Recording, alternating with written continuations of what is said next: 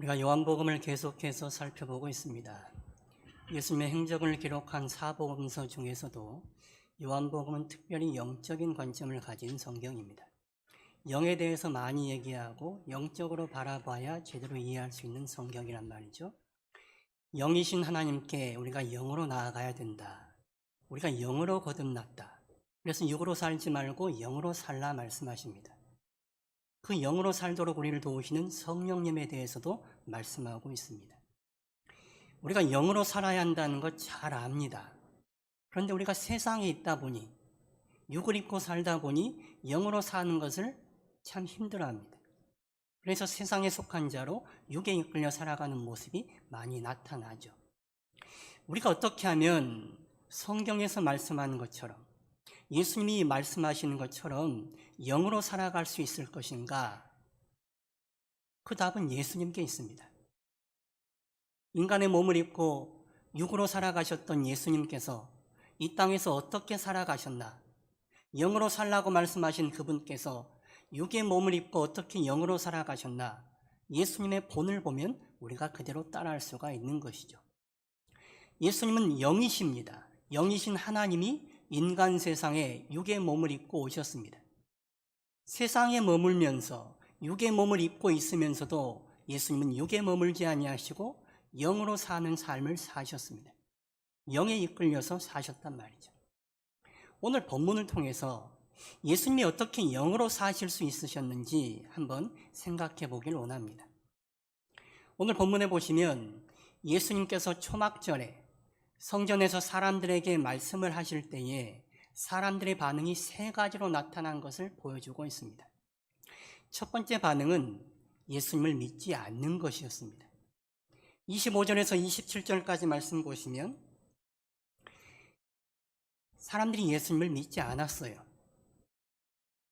예수님께서 아무리 말씀하셔도 사람들은 그 말씀을 받아들이려 하지를 않았습니다. 그들은 예수님이 어디서 왔는지, 나사렛 출신이라는 것, 그 부모가 누구인지 알고 있었습니다. 그러니 저 예수라는 사람은 메시아가 될 수 없다라고 생각했습니다. 예수님이 아무리 많은 것을 보여주시고 말씀하셔도 그것이 그들 마음을 움직이지를 못한 것입니다. 눈이 가려져 있어서 그런 것이죠. 두 번째 반응은 예수님을 믿는 것입니다. 31절 말씀 보십시오. 우리 31절 말씀 같이 읽어보실까요? 무리 중에 많은 사람이 예수를 믿고 말하되 그리스도께서 오실지라도 그 행하실 표적이 이 사람이 행한 것보다 더 많으랴 하니. 예수님께서 많은 표적을 행하시고 많은 말씀을 하셨습니다. 그들이 그 표적을 보고 그 표적에 대한 이야기를 들었습니다. 그리고 사람들이 믿은 것입니다. 초보적인 믿음이었지만 그래도 예수님께 대한 믿음을 가졌습니다. 이후에 사도행전에서 보시면 베드로가 설교할 때에 한 번에 3,000명이나 되는 사람들이 회개하고 예수님을 믿는 사건이 일어납니다. 또한 바울이 헬라 전역에 흩어져 있는 유대인들에게 복음을 전할 때에 그들이 예수님을 믿었습니다. 오늘 본문에서 예수님이 말씀을 전하실 때 그 말씀을 듣고 믿었던 이 사람들이 예수님을 믿었던 것이죠. 성령께서 역사하시니 초보적인 믿음에서 구원에 이르는 믿음으로, 예수님을 받아들이는 믿음으로 성장해 간 것입니다. 세 번째 사람들의 반응은 예수님을 핍박하는 것이었습니다. 종교 지도자들, 대제사장들과 바리새인들이 보이는 모습이었죠. 예수님의 말씀을 듣고 사람들이 수군거리기 시작합니다. 사람들이 예수님께 호의적으로 따르려고 하자 그들이 위협을 느꼈습니다. 그래서 성전 경비대를 보내서 예수님을 잡고자 했습니다. 예수님을 핍박한 것입니다. 요한복음 1장 11절을 보시면 이렇게 나와 있습니다. 자기 땅에 오매 자기 백성이 영접하지 아니하였다. 당신께서 만드시고 당신께서 선택하신 이스라엘, 하나님의 백성이라고 하는 그 이스라엘 땅에 오셨는데 이스라엘 백성들은 예수님을 알아보지도 못했고 영접하지도 않았습니다. 하나님이신 그분을 거부하고 죽이기까지 했습니다. 그들의 눈이 철저하게 가려져 있었기 때문입니다. 예수님 입장에서 보면 얼마나 황당하고 서운하고 화가 날 일입니까? 그런데도 예수님은 그들의 무관심과 냉대와 핍박에도 불구하고 자신이 감당해야 할 사명의 길을 잘 감당하셨습니다. 예수님도 인간의 몸을 입고 있었기 때문에 인간의 성정에 그대로 노출되어 있었습니다. 세상에 속하고 육에 속한 몸으로 살아가셔야 했습니다. 그러나 어떻게 예수님이 당신의 사명을 잊지 않고 그 사명을 감당하며 갈 수 있었을까? 그 이유는 예수님의 자기 정체성이 분명했기 때문입니다. 예수님은 자신이 누구인지 그 사실을 분명하게 알고 계셨습니다. 오늘 본문 28절과 29절 말씀 보십시오. 우리 말씀 같이 읽어보실까요?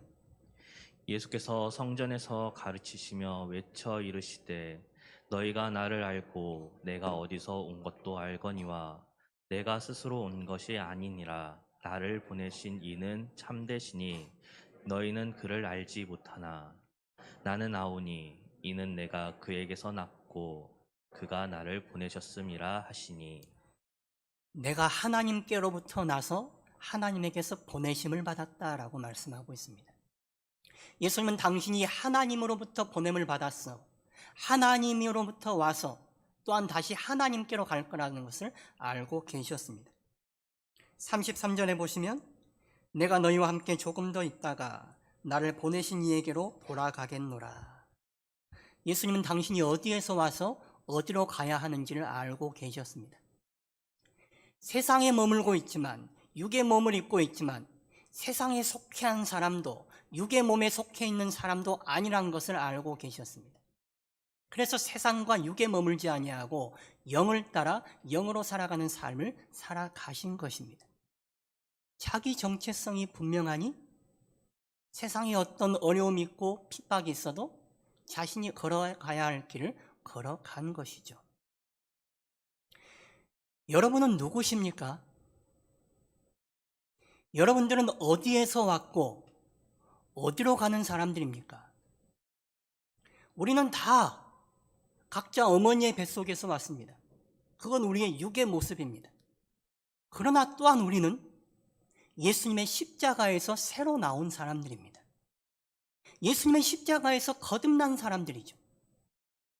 과거에 우리는 세상과 육에 머물고 세상과 육에 속한 사람들이었습니다. 그러나 예수님의 십자가에서 거듭난 우리는 더 이상 세상에 속하거나 육에 속해 있는 사람이 아니라 십자가에 속해 있고 예수님께 속해 있고 영에 속한 사람으로 살아가야 하는 것입니다. 우리가 어디에서 났는지 어디로 가야 하는지 이것을 분명히 아셔야 돼요. 그저 육신의 모습으로 세상 사람들처럼 어머니 뱃속에서 난 것만 바라보고 살아가면 우리는 세상에 머물 수밖에 없습니다. 육에 머물러 살 수밖에 없습니다. 그러나 예수님의 십자가를 바라볼 때에 우리가 저 십자가에서 났다는 것을 알 수 있는 것이죠. 그래서 십자가에서 난 내가 육의 사람이 아니라 영의 사람으로 살아가야 한다는 것, 예수님의 사람으로 살아가야 한다는 것 다시 한번 알게 되는 것입니다. 이 우리의 정체성을 분명히 가지셔야 됩니다. 이 정체성을 제대로 갖지 못하면 우리가 표류하는 거예요. 흔들리는 거예요. 제자리에 있을 수가 없는 것이죠. 영화나 드라마를 보시면 어떤 사람이 기억상실증에 걸려서 자기가 살던 곳이 아니라 엉뚱한 곳에서 사는 그런 장면들이 나오곤 합니다. 그러다가 이 사람이 기억을 되찾으면 그곳을 떠나서 자신이 원래 있어야 할 자리로 돌아가죠. 그리고 자기가 원래 해야 될 일을 감당하고 살아갑니다.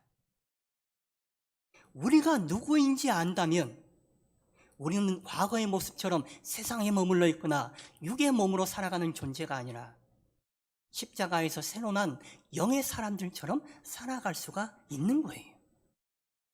그 자기 정체성이 분명하지 못하면 넘어질 수밖에 없습니다. 엉뚱한 자리에서 엉뚱한 일을 하고 살아갈 수밖에 없어요. 사무엘하 11장을 보시면 다윗이 우리아의 아내 밧세바를 취하는 장면이 나옵니다. 밧세바의 관계를 통해서 아이가 생기자 그 사실을 은폐하기 위해서 우리아를 죽입니다. 계획적으로. 아주 잘못된 방법으로 죽이죠. 다윗이, 이 믿음의 사람이라고 한 이 다윗이 왜 이런 엄청난 잘못을 저질렀습니까? 자기 정체성을 망각했기 때문입니다. 다윗은 하나님의 백성인 이스라엘을 책임지고 하나님께로 인도해야 할 이스라엘의 왕이요 하나님의 종이었습니다. 그런 그가 자신이 책임지고 보호해야 할 부하의 아내를 빼앗았습니다. 그리고 그 사실을 덮기 위해 부하를 죽였습니다. 자기 정체성을 망각하니 자기가 하지 말아야 할 일이란 것입니다. 하나님 앞에 넘어져서 죄 짓는 길로 간 거예요. 다윗만 그렇습니까? 우리는 다릅니까? 우리가 누구인지 모르면, 우리 정체성을 망각하면 우리도 세상 속에서 방황하는 거예요. 넘어지는 길로 가는 것입니다. 그래서 우리가 알아야 할 것은 우리가 누구인지를 분명히 다시금 의식하는 거예요. 내가 누구인지, 내가 어디서 왔고 어디로 가야 하는 사람인 줄 알면 내가 서 있어야 할 자리 또한 아는 것이고 그 자리에서 내가 무엇을 해야 하는지도 아는 것입니다. 그것을 우리는 순간순간 확인하셔야 돼요. 끊임없이 확인하셔야 됩니다. 그러지 않으면 다윗처럼 우리도 넘어질 수밖에 없어요. 시계를 보면 시계 중에 꼭 몇 분씩 늦는 시계가 있습니다. 아무리 맞춰놔도 늦어요. 그런 시계를 보면 우리가 저 시계는 몇 분 늦다는 걸 알고 있어야 돼요. 그리고 확인할 때마다 틈만 나면 다시 맞춰놔야 됩니다. 세팅을 해야 됩니다. 그렇지 않으면 시간이 벌어져서 낭패를 당할 수가 있습니다. 우리도 마찬가지예요. 우리가 죄성이 있어서 넘어질 수 있다는 것 우리가 의식하고 있어야 돼요. 인식하셔야 돼요. 나는 괜찮다 자부하지 마시고 나도 언제라도 넘어질 수 있는 사람이라는 것을 의식하셔야 돼요. 그리고 우리를 제자리로 세팅하셔야 됩니다. 우리를 어떻게 제자리에 놓을 수 있습니까? 우리를 어떻게 세팅할 수 있습니까?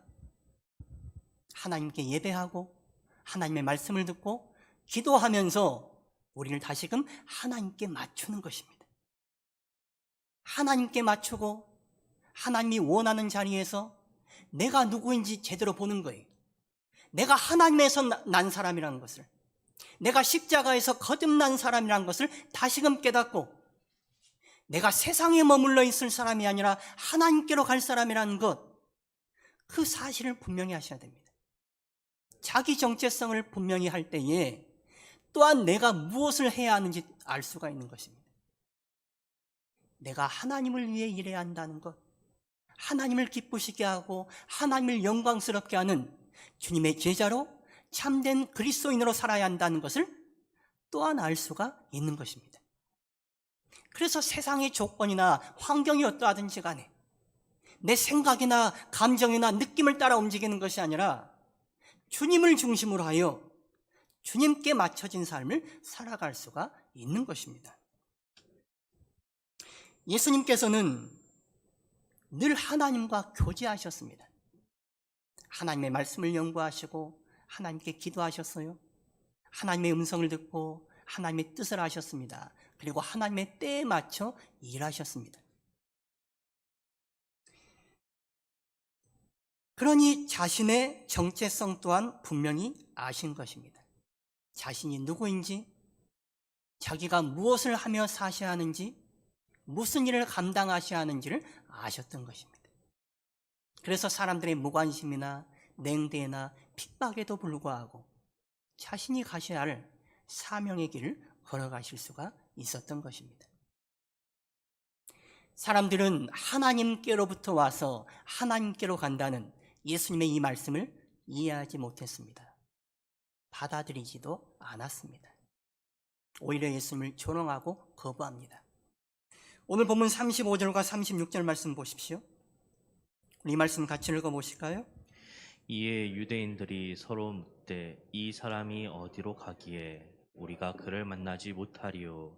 헬라인 중에 흩어져 사는 자들에게로 가서 헬라인을 가르칠 터인가? 나를 찾아도 만나지 못할 터이요. 나 있는 곳에 오지도 못하리라 한 이 말이 무슨 말이냐 하니라. 33절과 34절에서 예수님께서 말씀하시죠. 내가 이제 나를 보낸 곳, 내가 가야 할 곳으로 다시 가면 너희는 나를 찾아도 보지 못할 것이다. 너희는 믿음이 없으니 내가 있는 곳에 오지도 못할 것이다 라고 말씀하십니다. 이 말씀을 듣고 이 사람들이 이렇게 반응하는 거예요. 우리가 그를 인정해 주지 않으니 그가 다른 곳으로 가려나? 헬라인들이 사는 곳에 있는 디아스포라들에게 가서 그들에게 랍비 노릇하며 살려나? 조롱하고 있는 것입니다. 예수님을 거부하고 받아들이지 않습니다. 이들이 예수님을 받아들이지 않았던 것은 그들의 잘못된 선입견과 편견 때문이었어요. 그들은 메시아가 오실 때에 메시아는 갑작스럽고 신비스럽게 올 거라고 생각했습니다. 그러나 앞서 25절에서 27절까지 말씀에서 그들은 예수님이 메시아가 아닌 것을 안다고 생각했어요. 왜냐? 예수란 사람은 나사렛 촌동네 출신이고 그 아버지와 어머니는 요셉과 마리아, 우리가 아는 보잘것없는 사람 아닌가? 우리가 저 사람의 출신을 아는데 저 사람은 메시아일 수가 없다라고 생각한 것입니다. 그들이 생각하는 메시아, 그럴싸한 메시아, 근사하고 멋진 메시아였습니다. 그 기준에 예수님은 부합되지 않는 거예요. 그러니 예수님은 메시아일 수가 없다고 거부하고 외면한 것입니다. 그러나 성경에서는 유대인들이 생각하는 것처럼 메시아를 말하고 있지 않습니다. 이사야 53장 1절에서 3절까지 말씀 보십시오. 우리 말씀 같이 읽어보실까요? 우리가 전한 것을 누가 믿었느냐? 여호와의 팔이 누구에게 나타났느냐? 그는 주 앞에서 자라나기를 연한 순 같고 마른 땅에서 나온 뿌리 같아서 고운 모양도 없고 풍채도 없은즉 우리가 보기에 흠모할 만한 아름다운 것이 없도다. 그는 멸시를 받아 사람들에게 버림받았으며 간고를 많이 겪었으며 질고를 아는 자라. 마치 사람들이 그에게서 얼굴을 가리는 것 같이 멸시를 당하였고 우리도 그를 귀히 여기지 아니하였도다. 이사야를 통해서 하나님께서 예언하신 메시아는 고난받는 종으로서의 메시아입니다.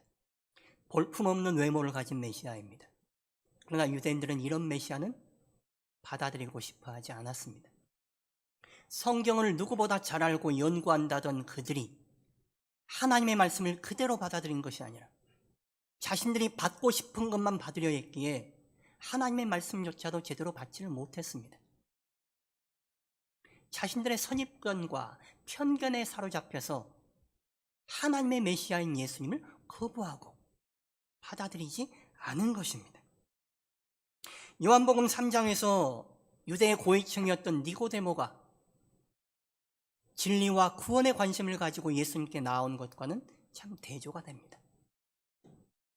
우리는 진리 앞에, 구원 앞에 겸손한 마음을 가지셔야 됩니다.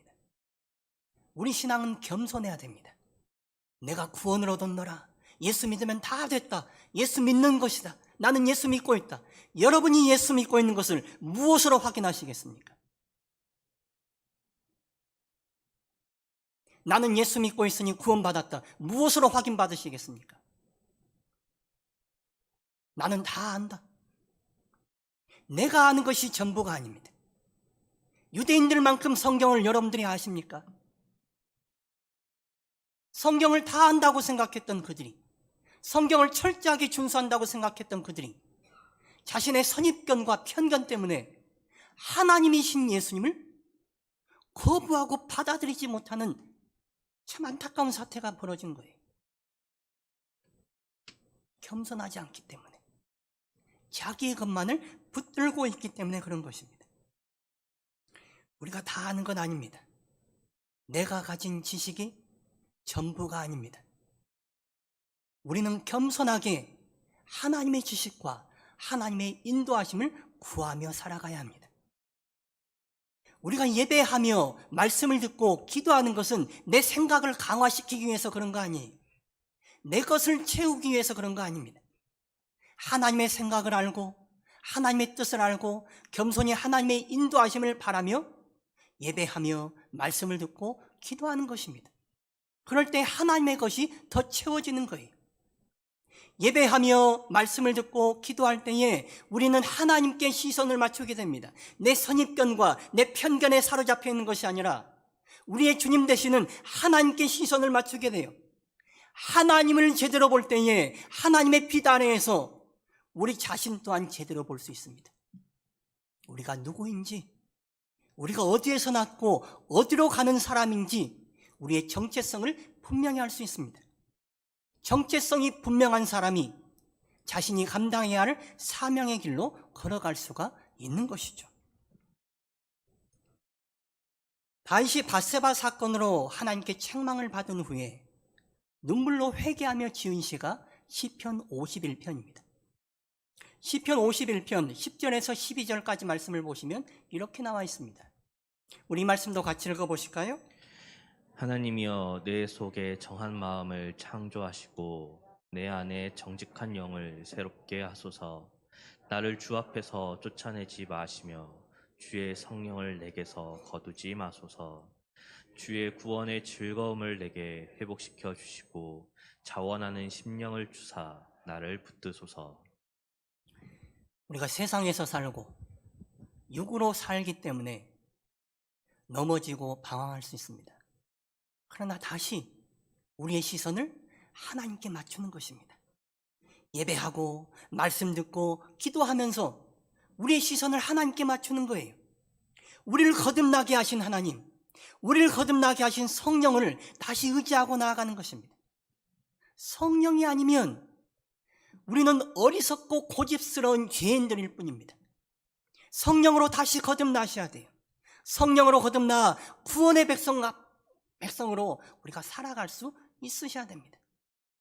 성령을 간구하시고 성령 안에 머물러 살아가시길 바랍니다. 내 영을 붙들어 주셔서 주의 인도하심 가운데 살게 하옵소서. 성령께로 이끌려 살게 하옵소서. 성령께 간구하셔야 돼요. 우리는 십자가에서 나서 다시 예수님께로 돌아가야 할 사람들입니다. 마지막 날 예수님께로 돌아가야 할 사람들이라는 것을 우리는 제대로 아셔야 됩니다. 주님의 제자로, 주님의 그리스도인으로 하나님을 기쁘시게 하고 하나님을 영광스럽게 하며 살아가야 할 사람들입니다.